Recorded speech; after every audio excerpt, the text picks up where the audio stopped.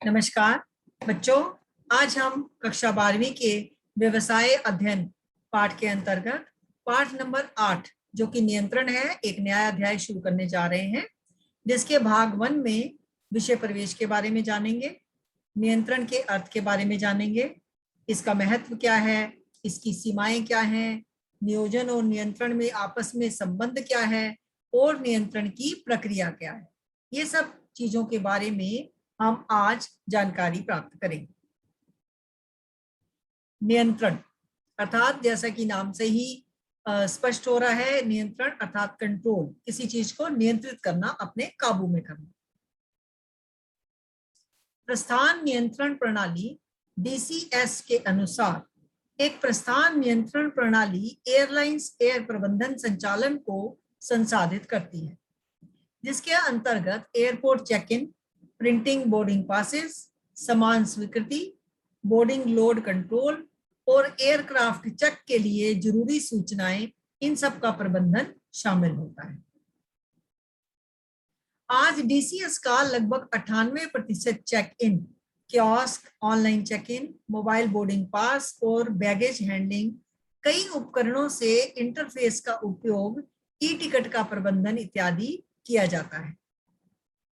आमतौर पर check in, board किए गए और उड़ान भर चुके या अन्य स्थिति के रूप में आरक्षण अपडेट करने के लिए DCS का इस्तेमाल किया जाता है। कुंट्स एंड ओडेनल के अनुसार प्रबंधकीय नियंत्रण के अंतर्गत वास्तविक प्रगति और निर्धारित प्रमापों की विचलनों का पता लगाया जाता है और उन्हें दूर करने के लिए सुधारात्मक कार्रवाई की जाती है, ताकि नियोजन के अनुसार लक्ष्यों की प्राप्ति की जा सके। स्टर्लिंग कोरियर के उदाहरण से यह स्पष्ट हो जाता है कि किस प्रकार एक सुयोग्य प्रबंधक विपरीत व्यावसायिक परिस्थितियों को नियंत्रित कर सकता है।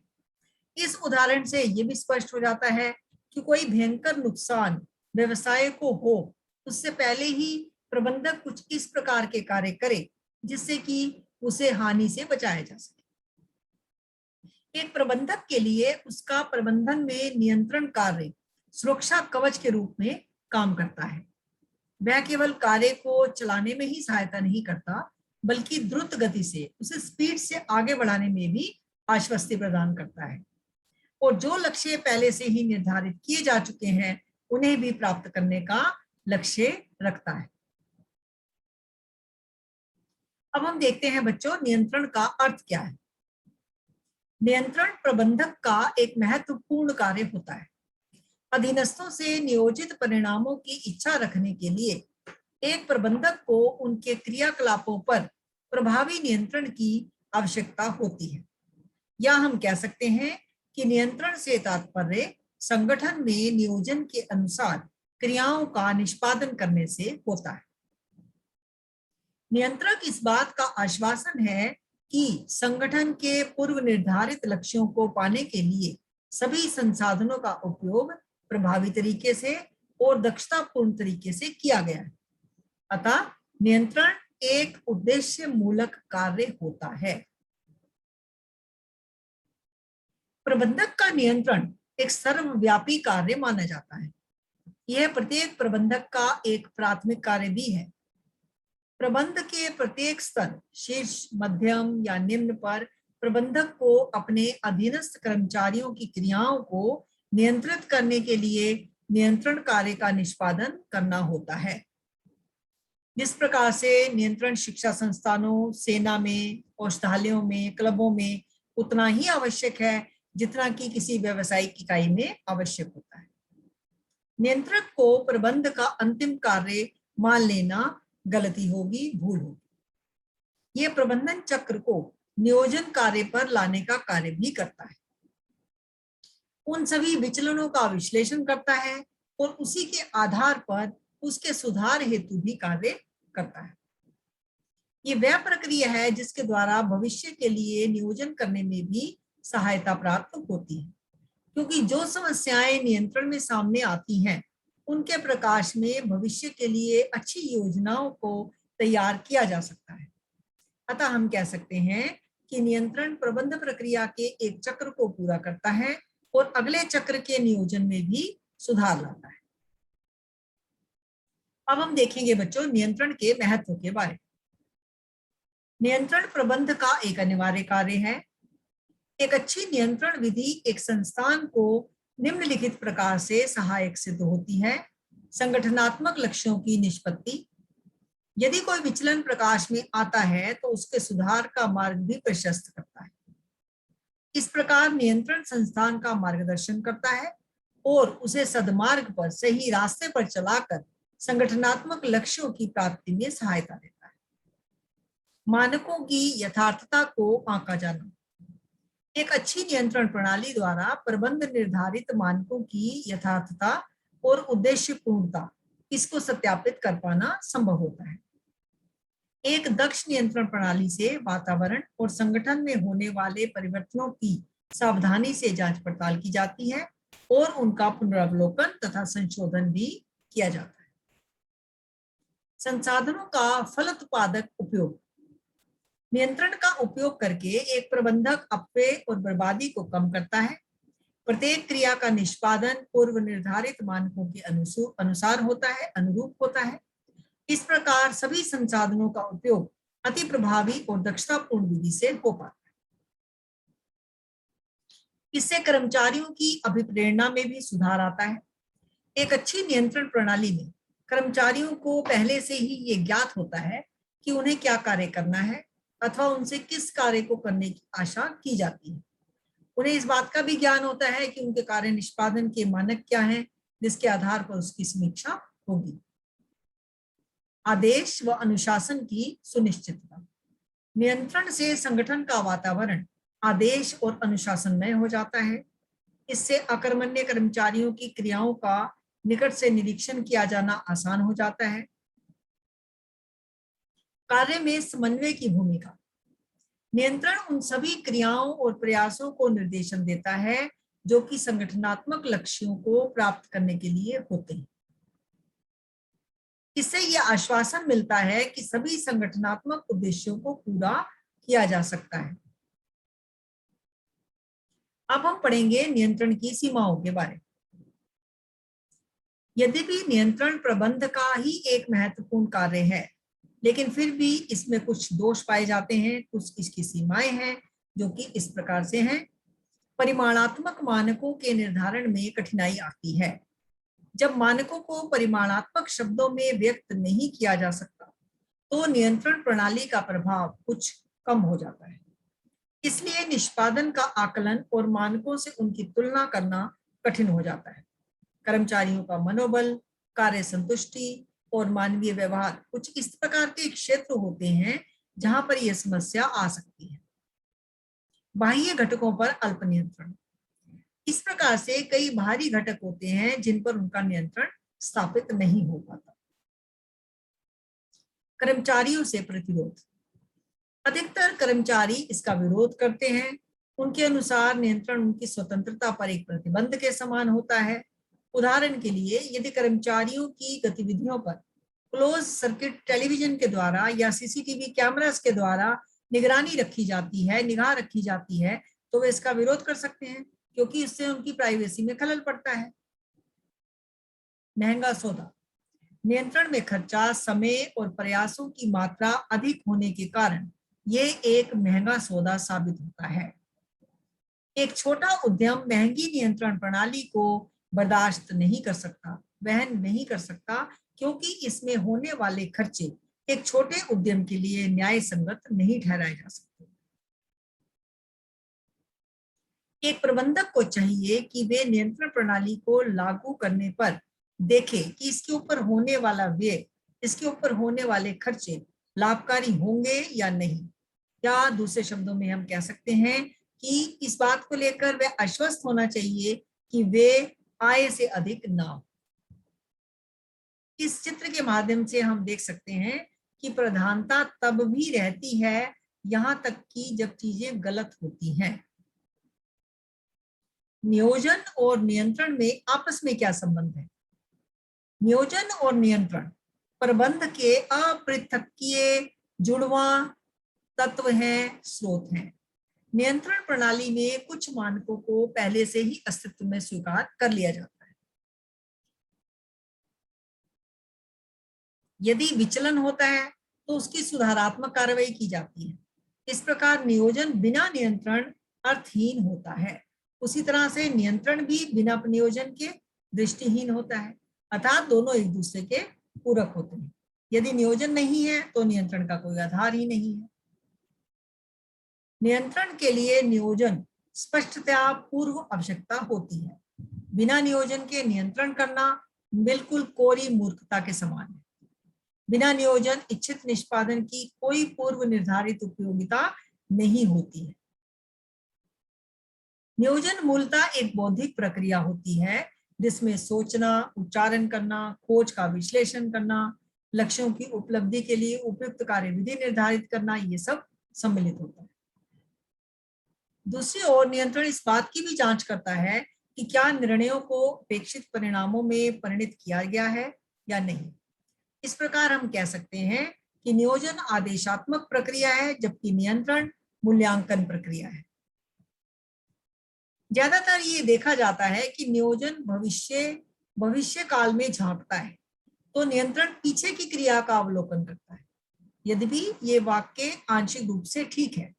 नियोजन भविष्य के लिए ही किया जाता है जिसका आधार क्या होता है, भविष्य की दशाओं के विषय में भविष्यवाणी करना। अतः नियोजन में आगे देखना, भविष्य को देखना सन्निहित होता है और इसीलिए ये प्रबंध का दूरदर्शी कार्य कहलाता है। लेकिन इसके उलट, इसके विपरीत नियंत्रण में भूतपूर्व क्रियाओं की शव परीक्षा, उसका पोस्टमार्टम किया जाता है जो इस बात का पता लगाती हैं कि मानकों से कहां-कहां विचलन है। इस आधार पर हम देख सकते हैं कि नियंत्रण पीछे देखने वाला कार्य है, भूतकाल में झांकने वाला कार्य है। ये भली भांति समझ लेना चाहिए कि नियोजन का तात्पर्य पथ प्रदर्शन करना, नियंत्रण भूतकालीन अनुभवों और सुधारात्मक कार्यों द्वारा प्रेरित भविष्य के निष्पादन को अधिक सुधारपूर्वक बनाता है। अतः हम कह सकते हैं कि नियोजन तथा नियंत्रण दोनों ही पीछे की ओर देखने वाले और दोनों ही भविष्य की ओर देखने वाले भी हैं, अर्थात दोनों ही भूतकाल और भविष्यकाल दोनों का ही ध्यान रखते हैं।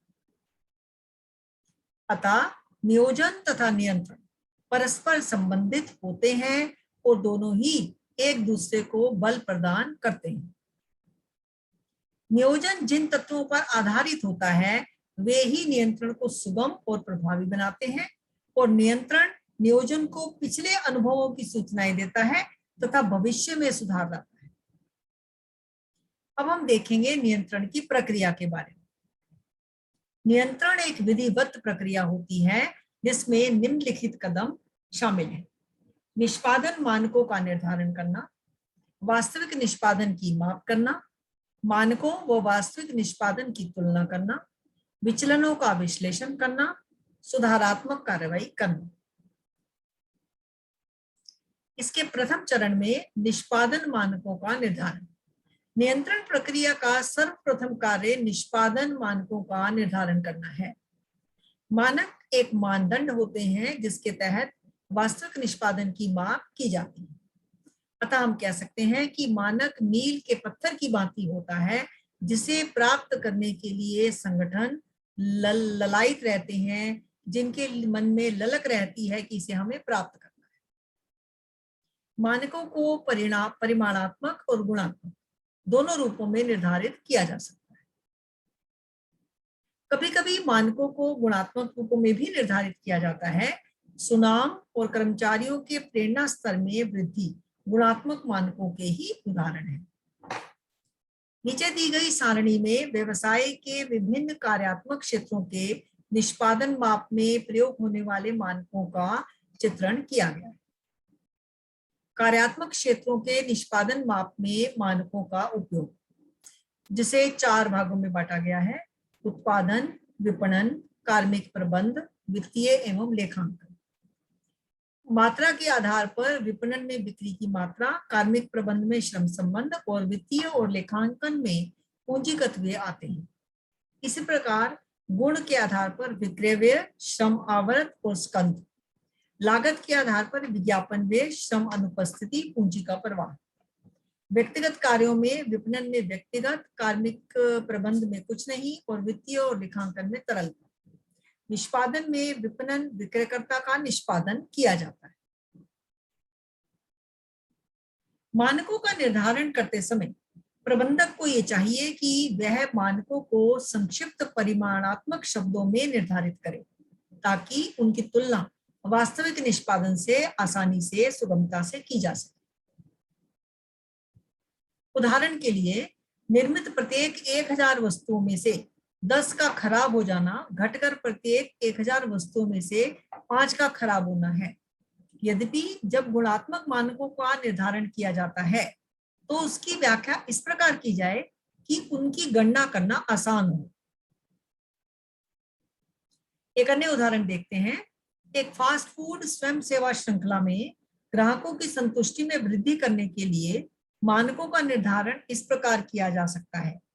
ग्राहकों को टेबल के लिए इंतजार करने के लिए लिया गया समय, सामान पूर्ति के ऑर्डर देने में लिया गया समय, और ऑर्डर की वस्तुओं को प्राप्त करने में लगा समय। ये महत्वपूर्ण होता है कि मानक इतने लचीले हों कि उसमें आवश्यकता अनुसार सुधार लाया जा सके। दूसरे चरण में वास्तविक निष्पादन की माप की जाती है। जब एक बार निष्पादन मानकों का निर्धारण हो गया तो अगला कदम होता है वास्तविक निष्पादन की माप का। निष्पादन की माप उद्देश्यपूर्ण और विश्वसनीय विधि से ही होनी चाहिए। इसकी कई तकनीकें होती हैं, जिनमें कि व्यक्तिगत देखरेख, नमूने की जांच, निष्पादन रिपोर्ट आदि सम्मिलित है। जहां तक संभव हो सके निष्पादन की माप उसी इकाई में होनी चाहिए जिसमें कि मानकों का निर्धारण हुआ है। इस प्रकार करने से उनकी तुलना सहज रूप से हो सकती है। सामान्यतः ये माना जाता है कि माप तब की जाए जब कार्य पूरा हो जाए। फिर भी जहां भी संभव हो निष्पादन की माप जब कार्य चल रहा हो तब भी अवश्य की जानी चाहिए।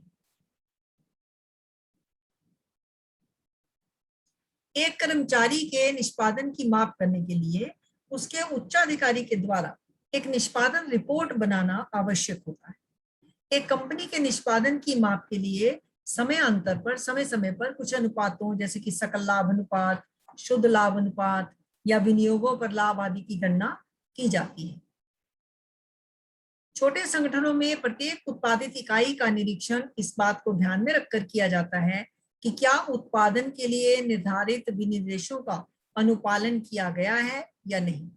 बल्कि बड़े संगठनों में यह संभव नहीं हो पाता। अतः बड़े संगठनों में गुणवत्ता के लिए कुछ इकाइयों का अनियमित विधि से भी निरीक्षण किया जाता है। इसे नमूने के निरीक्षण के नाम से पुकारा जाता है।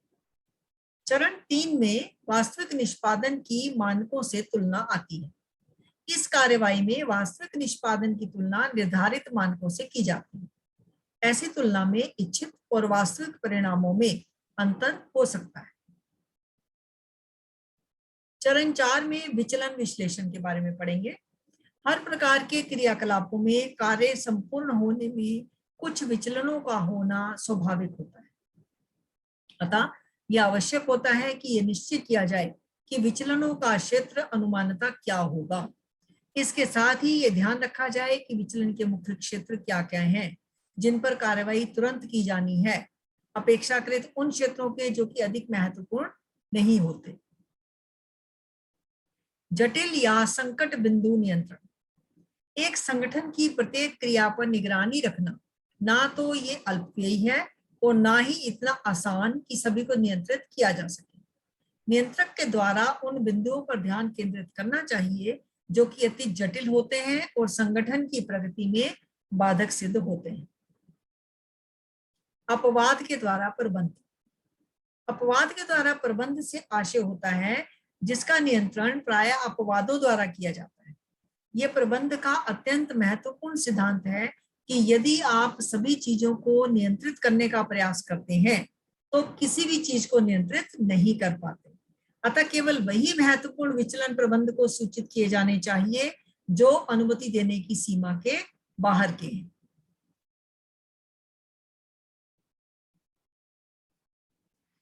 ऐसे विचलनों की जिन पर प्रबंध को ध्यान देने की आवश्यकता है उनकी पहचान की जानी चाहिए और उसके उपरांत उसके कारणों का विश्लेषण किया जाना चाहिए। अतः यह अति आवश्यक होता है कि कारणों का सही सही पता लगाया जाए। यदि इस कार्य में ढिलाई बरती जाए तो उपयुक्त सुधारक कार्रवाई कठिन हो जाती है। विचलनों और उनके कारणों को उसके उपरांत उचित कार्रवाई हेतु उपयुक्त स्तर पर प्रस्तुत किया जाता है। पांचवें चरण के अंतर्गत सुधारात्मक कार्रवाई करना आता है। नियंत्रण प्रक्रिया का अंतिम चरण सुधारात्मक कार्रवाई करना होता है। यदि विचलन अपनी निर्धारित सीमा के अंतर्गत आता है तो किसी सुधारात्मक कार्रवाई की आवश्यकता नहीं पड़ती। यदि विचलन अपनी निर्धारित सीमा को लांघ जाते हैं, विशेषकर महत्वपूर्ण क्षेत्रों में, तो प्रबंधकीय कार्रवाई की तुरंत आवश्यकता पड़ती है ताकि विचलन फिर से अपना सिर न उठा सके और मानकों को प्राप्त किया जा सके। सुधारात्मक कार्रवाई के अंतर्गत कर्मचारियों का प्रशिक्षण देना भी शामिल होता है, उस अवस्था में जबकि उत्पाद का लक्ष्य प्राप्त ना हो पाता। इसी प्रकार यदि कोई महत्वपूर्ण उद्यम अपने निर्धारित कार्यक्रम से पीछे चल रहा हो तो समाधान संबंधी उपायों में अतिरिक्त कर्मचारियों की भर्ती भी की जा सकती है और अतिरिक्त संयंत्रों की व्यवस्था भी की जाती है तथा कर्मचारियों को अतिरिक्त समय काम करने की इजाजत भी दी जाती है। संकट बिंदु नियंत्रण और अपवाद के द्वारा प्रबंध के क्या लाभ हैं? जब एक प्रबंधक जटिल बिंदुओं का निर्धारण कर लेता है और उन महत्वपूर्ण विचलनों पर ध्यान केंद्रित करता है जो कि अपनी सीमा से परे होते हैं, तो निम्नलिखित लाभ प्राप्त होते हैं। इससे प्रबंधकों का समय और प्रयासों की बचत होती है क्योंकि उनका ध्यान केवल महत्वपूर्ण विचलनों पर केंद्रित होता है। वे प्रबंधकों के ध्यान को महत्वपूर्ण क्षेत्रों तक सीमित रखते हैं जिससे उनके प्रबंधकीय चातुर्य का सही उपयोग हो पाता है। जो दैनिक समस्याएं होती हैं वे अधीनस्थों के हवाले कर दी जाती हैं। इस तरह अपवाद के द्वारा प्रबंध के माध्यम से अधिकार अंतरण की सुविधा प्राप्त होती है और कर्मचारियों का मनोबल बढ़ जाता है। इससे जटिल समस्याओं का बोध होता है जिन्हें समय रहते कार्रवाई की आवश्यकता होती है। इस प्रकार संगठन अपने यथोचित मार्ग पर आगे बढ़ता जाता है। ये सारणी विचलनों के कारणों को बताती है और कुछ संबंधित सुधारात्मक कार्रवाई को भी जो कि प्रबंधकों को करनी चाहिए। सुधारात्मक कार्रवाई के कुछ उदाहरण इस प्रकार हैं। विचलनों के कारण और की जाने वाली सुधारात्मक कार्रवाई। विचलनों के कारणों में दोषपूर्ण माल। इस केस में की जाने वाली सुधारात्मक कार्रवाई हो सकती है कि प्रयोग में आने वाले माल की निर्दिष्ट किस्म में बदलाव लाया जाए। इस प्रकार विचलन के कारणों में दोषपूर्ण मशीनें हो तो सुधारात्मक कार्रवाई ये होगी कि वर्तमान मशीनों की मरम्मत की जाए और जिनकी मरम्मत नहीं हो सकती उनकी स्थानापन्न नई मशीनें लाई जाए। विचलनों के कारणों में अप्रचलित मशीनें आती हैं। सुधारात्मक कार्रवाई ये हो सकती है कि मशीनों को आधुनिक तकनीक के अनुसार उन्नतिशील बनाया जाए। विचलन के कारण में दोषपूर्ण प्रक्रिया होती है तो सुधारात्मक कार्रवाई में विद्यमान प्रक्रिया में सुधार लाया जा सकता है। विचलन के कारण कार्य की भौतिक दशा दोषपूर्ण है तो उसकी सुधारात्मक कार्रवाई के अंतर्गत कार्य की भौतिक दशा को उन्नतशील बनाया जाना चाहिए।